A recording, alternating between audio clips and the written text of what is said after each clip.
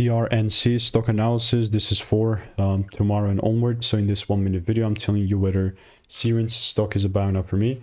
With having done 40,000 videos and onward, I've seen what's working for me and what's not, you know, especially now 5 years in, spending tens of thousands of dollars on courses and mentors have been spent currently. You can see I was looking to double down, but it sort of just gapped up, never gave me the rules, and it was all over the place. I mean, currently it's not like it's no different, you know, it's 20% up.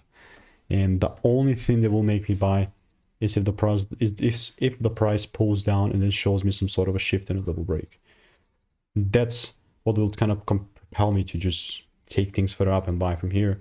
But like randomly getting involved, man, it's not gonna matter whatsoever to me. I would just prefer a little pull down and correction.